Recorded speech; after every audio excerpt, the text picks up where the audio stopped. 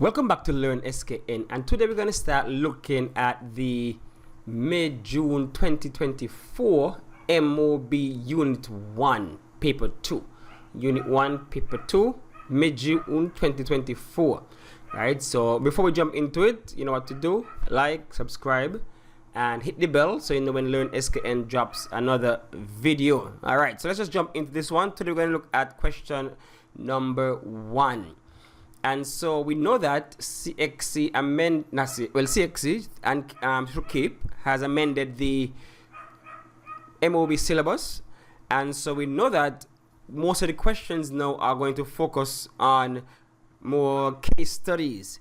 And so 2024 was one of the first years that new syllabus was set for, right, for the examination year for that particular period.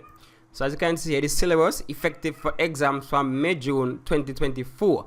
So this 2024 is the first look at an exam based on the amended syllabus for CAPE management of business, right? So this one is, well, gonna be a little different in the sense of how it is laid out and everything. So let's just see what they have to offer us. So we're looking at module 1, business and its environment. So here we go. We're going to read the case study, and then we're going to jump into the questions, right? And because it's a case study, you know, it's going to be a lot of discussion. So if you want to take notes, but there's no scripted answers like that. It's going to be more of a discussion, and so you're able to pull the necessary answers from the discussion. Because really and truly, I don't really want persons to write something word for word on the exam. What I want them to do is understand the concepts. So even if they're able to, if they forget a word, if they're trying to memorize something, if you forget a word, then you're able to, you know, substitute one thing for next because you understand the concept. So you're able to break it down and explain it more, as opposed to just trying to recall, right? So that's the way we're approaching this one here. So Mary Johnson, who lives in the Caribbean island of Casablanca, is a recent graduate of the local university from which she received a bachelor's degree in finance. Mary wants to become an entrepreneur, and with her inheritance of $100,000, she needs to decide which economic activity should she invest in. After much research and consideration, she decided to start a training consultancy business named Island Consultants Limited. While in the process of setting the mission, vision, and strategic objectives for her business, Mary completed significant research regarding the importance of organizational ethics and corporate social responsibility. She is planning to make her business one that highly values the moral principle of confidentiality. Mary also noticed that there are several large international business consultancy firms operating in Casablanca, and that the government is adopting different aspects of globalization, is encouraging local businesses to expand into overseas territories. The government is also offering special benefits to businesses in some of the economic sectors. Mary, therefore, wants to find out which economic sector she operates in. Additionally, Island Consultants Limited is located close to the inner city community of Lime Tree Lane, and Mary plans to adopt 3 corporate social responsibility activities which could benefit that community. So a whole long epistle for us to dive into and answer the questions based on that one. So question 1A, define the term economic sector. So in defining the economic sector, we know we have to understand what the words mean, the instructions mean from CSEC and from CAPE, and I've done a video to outline what the difference between define, differentiate, contrast, outline, discuss, those kind of things, and what to expect from it. So check out that video if you want to understand what the different instructions relate to. So define the term economic sector, 2 marks. So the economic sector just speaks to that part of the economy that does similar things. So everything in an economy that has similar businesses, similar services, similar goods, similar production styles, just similar organizations, that would be one sector of the economy, right? So it speaks to the sectors of the economy that are very similar in what they do. And so once they are very similar, they are considered a sector unto themselves, right? For example, you have the primary, and within the primary, you know, that most things occurring in the primary sector would be would be extraction, like farming, mining, those kind of things, that extractive industry. So everything within that sector would have to deal with primary production. And then you have secondary, which is more construction and manufacturing. Tertiary, which is more service based. And so for this level, we're going to look at just the first three: primary, secondary, tertiary. That's what we're talking about, economic sectors, right? And so if we define an economic sector, we're talking about all those economic activities that are very similar within a particular economy. So the important thing to note is that any business activity that is very similar, they are in the same sector. Right? So that's basically number 1A. That's 2 marks. Number 1B, right? Outline the types of economic sector in which Island Consultants Limited operates. And so because the firm is all about consultancy, that is a service that they're offering, and so therefore they're operating in the tertiary sector of the economy. The tertiary, that is where you handle services, right? So that's an easy 2 marks. And it's an outline. So it's not just list tertiary. It's an outline. Don't just put tertiary sector. Outline what the tertiary sector is, right? So Ireland Consulting Limited is a service-based business, and so therefore it operates in the tertiary sector of the economy, right? Remember, outlines a little 1-2 sentences and we're good to go, right? Not just lists. They ask for an outline, so explain what tertiary is, and you point out what sector it's in, tertiary, and you say what it speaks to, offering of services, right? So you get 2 marks for that one. All right, moving along nicely. So that's 4 marks, easy like that. Then we have a big one, a 9 marker. So they say, explain 3 ways that Ireland Consulting Limited could benefit from globalization efforts adopted by the government of Casablanca. Right? So 3 ways in which they can benefit from globalization. Remember that globalization speaks to the global market becoming small, becoming one, right? So everybody now able to tap into different markets all around the world, right? So clearly you see one advantage right there, because Casablanca would be able to target increased markets, not just the island Island Consulting Limited can target outside of Casablanca. It's a service, and through globalization, they can easily deal with people overseas, right? Because it's consultant. And today you can easily consult with someone in China, in England, in America through online, right? Through remote work. And so that's one opportunity that they can see there. They can benefit from the push towards globalization. That's one. Also, the incentives that the government is offering, right? The government is offering various incentives, right? See here, outline is saying here that Mary also noticed that there are several large international business consultancy firms operating in Casablanca, which means, right, so that's why globalization is good for Mary, because she can go beyond just her own borders. And that the government, so the second one, the government is adopting different aspects of globalization and encouraging local businesses to expand into overseas territory. See here, the government is offering special benefits to businesses to in some of the economic sectors. So now Mary is able to tap into whatever incentives the government is pushing forward. So the government is incentivizing persons to adopt more global outward look, right? So we don't know what form it is in, right? They're just saying that the government is offering special benefits. So take advantage of that, because that means now you can expand beyond your market.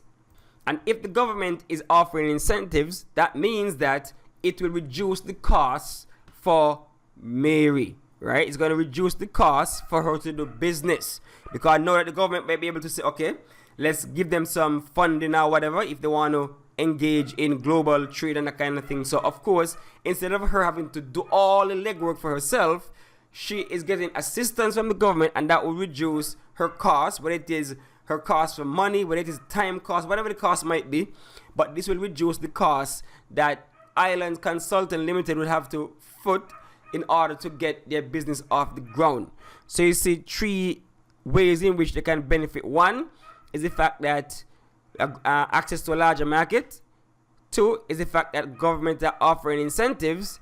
And three, the fact that the government incentives can help to reduce the overall cost of island consultants doing business out there.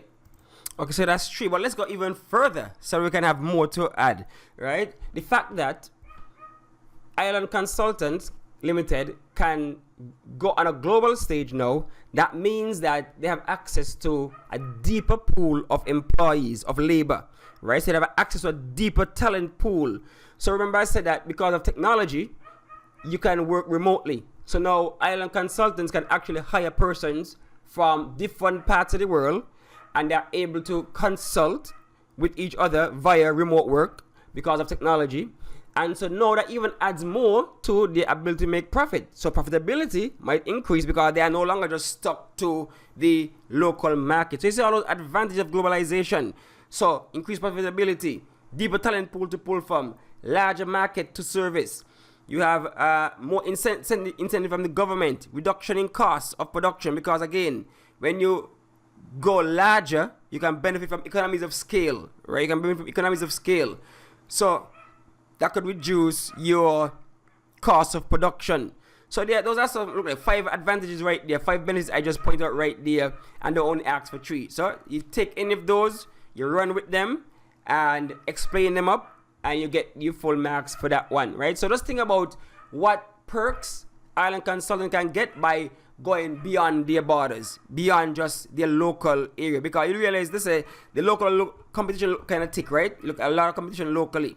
And so now they have to expand. So instead of being stifled in the local market, they can expand now, right? So, I love this approach from Cape, because it allows students to now open up and explain what they're really talking about. Because, I mean, anybody could use ChatGPT and that kind of stuff, right? But to show what you understand is a beautiful way of approaching it, all right? So, number 1, D. So that's number 1. That was what? C? No, that was 9 marks. No, number 1, D. Discuss one way in which Mary's principle of confidentiality could enhance the success of Island Consultants Limited. Wow, what? Discuss 1, right? Let's say discuss, so that's 4 marks, right? So only 4 marks, so you know you need to fill out them spaces here. Now think about it, right? Confidentiality. When somebody knows that they can trust a company, when they know that whatever I tell you is not going to go anywhere, when they know that even if police come look for you or government come look for you or whatever, this company going to hold the water for me, right? They're going to keep my secrets, they're going to keep my business confidential. Nobody going to hear nothing. I tell them something, nobody else going to hear it. The competitors are not going to hear it. So imagine that is one of your competitive advantages. Now, that would give you an edge over other companies. And so that would give you a more sterling reputation of a company that we can trust. And you know, if you can trust that company, that means that more and more people are going to want to do business with you, because they know for a fact that if I tell you something, in no way nobody else going to hear it. Rival is not going to hear it. Nobody going to hear it. And so it stays there. And so I know when I tell you something, it's in the vault. It ain't coming out. So that's one way in which confidentiality can boost your reputation, give you more clients, increase your profitability. Because a lot of people out there, a lot of companies, they go big on trust. And so if they trust that you're not going to give out the secrets, you're not going to give out the ideas, etc., then they will be more willing to stick with you for longer, stay with you, because they know they are safe in your hands. So you can see all of that. Just think about somebody who blab them out and talk a lot. Nobody want to tell them nothing, right? They're not going to be very successful. They're not going to have much friends, because everybody knows if I tell you, you must sleep a door. So I tell you something, next to somebody hearing about it. Nobody wants that, right? But if we know it is confidential, nobody gonna know. I can trust you, and that's the whole thing, you know. You build relationships and trust. Even in your personal life, you build them and trust. I have never seen a successful relationship where the partners don't trust each other. So the fact that there's that air of trust in the business, then that would let them be more successful. And let me look, if the thing is in business, right? If somebody trusts to do something and you break that trust, what do you think they're going to do? What do you think they're going to do to you? Legal action, right? They want to sue you. And so if you stick to your guns and say, this is a business that you can trust, confidentiality, then what? Nobody going to sue you. And that means no, nobody going to get the money out to you. Because if they sue you, legal costs and everything, reduce your profitability, reduce your reputation, everything like that. And so sticking to confidentiality means less legal trouble. So if you want to mix that into how trust, all of this is about trust. So all is lead to trust. They trust you, they pay you more. They trust you, they feel comfortable with you. They give you more business, increase your profitability. They trust you. That takes out the whole element now of legal issues. Nobody want to sue you or anything like that because you ain't breaching nobody's trust. It's not in your best interest to breach their trust. So remaining confidential would keep the lawyers away, in a sense. And so if you go based on that, that could be, again, like I said before, your competitive advantage. Because people know this is a company I trust. Others, they talk. They're like mercenaries. They sell to the highest bidder. So you can wield that as your competitive advantage, right? So all of those are reasons you can pile up to get your 4 marks as to why the company Islands Consulting Limited will be successful based on the principle of confidentiality. All right, the last one for this question, for this part, question 1, module 1. Okay, so we continue now. E. Mary, again, I love these questions when they are formulated, right? Because it causes you as students to think, right? Think, don't just recall and regurgitate. You have to think and apply. That's why I love these questions. Application. You learn anything in classroom, now apply it to the scenario, to the case study, right? So that's a beautiful thing. Mary has decided to contribute to the development of her community, Lime Tree Lane. Discuss one way in which each of the following activities could contribute to the social or economic development of Lime Tree Lane. All right, so discussion again, right? Again, discussions are 4 marks. That's always 8 marks for the 2. So let's go. One way. So developing a homework program for the children of the community, and then employing residents of the community. And so we're looking at, let's say here, social or economic development. So straight up, developing a homework program for the children of the community. In the short run, that would be more social. And so what that means is that now the company is giving back, right? So they're adopting the corporate social responsibility of giving back to the community. And so homework would help to build the capacity of that particular community, enhance the ability of the children to learn within that community. And so if you're educating that community, then that would further develop that community in a more educational way. And if you have an educated community, that would help to increase the quality of life and those kind of things within that area. Because we're talking about now, let's say children don't have anywhere to go. And what do you think they're going to end up doing? Go on the streets, commit crime, that kind of thing. But if they have a program after school where they can go now and do their homework, then everybody benefits. The community benefits on a whole because no crime, no children doing deviant stuff because they have something to be productive. And then for the children themselves, that helps to build them up as young men, young women. Build their character, build their capacity. Now they're becoming more educated. And if the workforce is more educated, in the long run now, that will help to develop that area on an economic level. Because now persons are going to command higher jobs, higher paying jobs, and pump that back into the community now. And so you could see the social and economic benefits, social in the short run, economic in the long run, of a homework program in a community. But you see, Mary's smart, right? Because when you get communities involved, then they have that connection to that business, and they have that sense of loyalty to that business, right? Because this is going to help the community build a tighter knit with the community.